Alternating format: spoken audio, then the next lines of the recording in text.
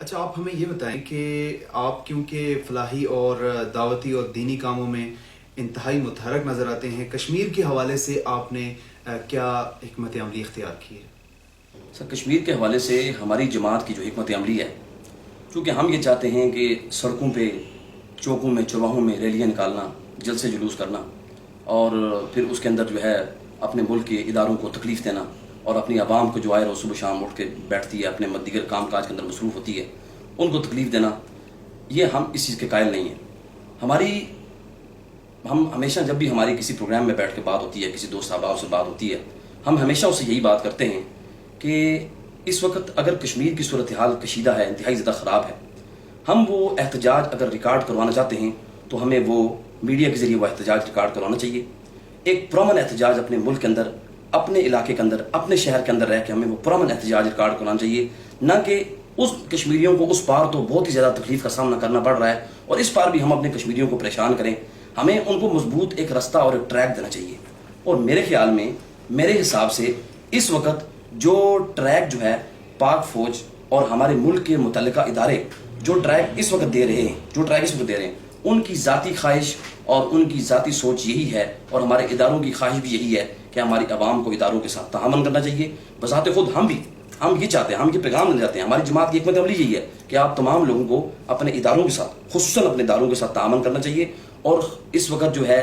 آپ نے یہ ایل او سی پہ جاننا، بارڈر کو توڑنا، ایل او سی کو کراس کرنا، یہ میرے خیال میں ملک کے اداروں کو پریشان کرنے کی عادت ہے۔ ہم اس چیز کے قائل نہیں ہیں۔ ہماری حکمت عملی یہ ہے کہ پریس کے ذریعے احتجاج ریکارڈ کروایا جائے، ہماری احتجاج یہ ہے کہ پرامن احتجاج کیا جائے، جس میں املاک کو نقصان نہ پہنچایا جائے، جس میں لوگوں کی جائیداد کو نقصان نہ پہنچایا جائے، سول جو کمیونٹی ہے، ہماری سول سوسائٹی ہے، اس کو کسی قسم کا نقصان نہیں پہنچنا چاہیے۔ آپ ضرور آواز اٹھائیں، آپ کا حق بنتا ہے، کشمیر پہ آواز اٹھائیں، آپ کشمیر کے لیے جدوجہد کریں، کیونکہ کشمیر ہمارا ہے، پاکستان بھی ہمارا ہے، جس کشمیر میں آپ رہ رہے ہیں یہ بھی ہمارا ہے۔ آپ اس کشمیر کو مت نقصان پہنچائیں، اس کے املاک کو مت نقصان پہنچائیں، ایل او سی پہ مت جائیں، آپ پاک فوج کو، باقی ہمارے جو لا اینڈ آرڈر جو فورسز ہیں، جو باقی دیگر ادارے ہیں، ان کو پریشان مت کریں، لیکن یہ ہے ان کے ساتھ تعاون کریں۔ انشاءاللہ اس تعاون کی بدولت ہم نریندر مودی کو بہترین حکمت عملی سے مار دیں گے، کیونکہ آپ جانتے ہیں ہمارے اس وقت بہترین سفارتکار اور بہترین سفارتی میدان کے اندر شاہ محمود قریشی صاحب نے قدم رکھا، اور انہوں نے سفارتی میدان میں انڈیا کو بڑی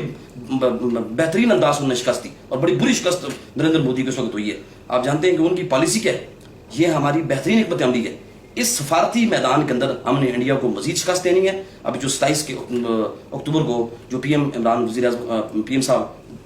پاکستان جناب وزیر اعظم عمران خان صاحب وہاں جا رہے ہیں، ہم ان سے توقع کرتے ہیں کہ انشاءاللہ وہ کشمیر کی عوام کے لیے ایک بہترین اور خوبصورت قسم کی جدوجہد کریں گے، مضبوط جدوجہد کریں گے، مضبوط آواز اٹھائیں گے، جس کے لیے انشاءاللہ کشمیر کے لیے اچھا پیغام ملے گا۔ تو ہماری جماعت کا آنے والے مستقبل میں یہ پروگرام ہے کہ ہم انشاءاللہ مرکزی جمعیت اہل حدیث عالمی کے زیر اہتمام انشاءاللہ ہم پریس کانفرنس کریں گے۔ وہ پریس کانفرنس انشاءاللہ مظفر آباد پریس کلب کے اندر ہوگی۔ اس کے بعد میں نے اپنی مرکزی قیادت کو یہ سجیشن دی ہے، اور انشاءاللہ یہ کابینہ میں بات رکھی ہے، ہم انشاءاللہ اسلام آباد کے اندر مرکزی جمعیت اہل حدیث عالمی کے زیر اہتمام یکجہتی کشمیر کانفرنس کر رہے ہیں، جس کے ذریعے ہم انشاءاللہ او آئی سی تک اپنا پیغام پہنچائیں گے۔ او آئی سی تک ہمارا پیغام جائے گا، انشاءاللہ ہم یونائٹڈ نیشن تک اپنا پیغام پہنچائیں گے۔ ہم کشمیریوں کے لیے بہترین اور سالڈ قسم کی جدوجہد کریں گے، جس کا کشمیر کی عوام کو بھی فائدہ ہو، ہمارے املاک کو بھی نقصان نہ ہو، ہمارے ملک کا بھی تحفظ ہو، ہمارے ملک کے اداروں کا بھی ساتھ تحفظ ہو۔ یہ ہماری حکمت عملی ہے۔ بہت اچھی سوچ ہے امین بٹ صاحب آپ کی۔ آپ آخر میں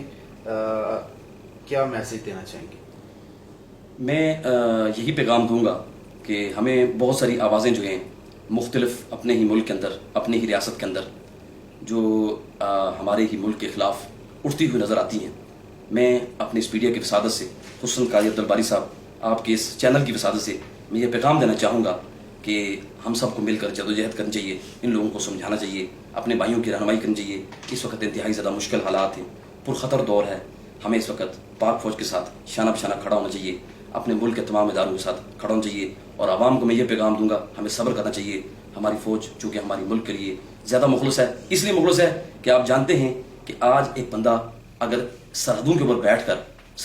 بیٹھ کر اپنے بیوی بچوں کو کسی اور کونے میں چھوڑ کر اگر رات کی تنہائیوں میں وہ کفار سے لڑتا ہے، وہ انڈیا کے ساتھ لڑتا ہے، جنگ کرتا ہے، وہ انڈیا کے خلاف جدوجہد کرتا ہے، میرے خیال میں پیسے وہ کسی اور جگہ سے بھی کما سکتا تھا، وہ پیسے کمانے کے لیے بارڈر پہ نہیں گیا ہوا تھا، وہ ملک کی سالمیت کے لیے گیا ہوا ہے۔ میں یہ کوشش کروں گا اور تمام لوگوں کو یہ کہوں گا ہمیں صبر کرنا چاہیے اور پاک فوج پہ بھروسہ رکھنا چاہیے، اور ہمیں امید ہے انشاءاللہ جسے D G I S P R Asif Ghafoor صاحب نے کی بات کہی تھی، آخری گولی آخری سپاہی تک لڑیں گے، تو ہمیں امید ہے انشاءاللہ پاک فوج ہمارے کشمیر کو انشاءاللہ خود ارادیت بھی دلوائے گی اور کشمیر کو آزاد بھی کروائے گی. ہمیں اپنی پاک فوج پہ اعتماد ہے انشاءاللہ, کیونکہ پاکستان ہمارا ہے, ہم پاکستانی ہیں.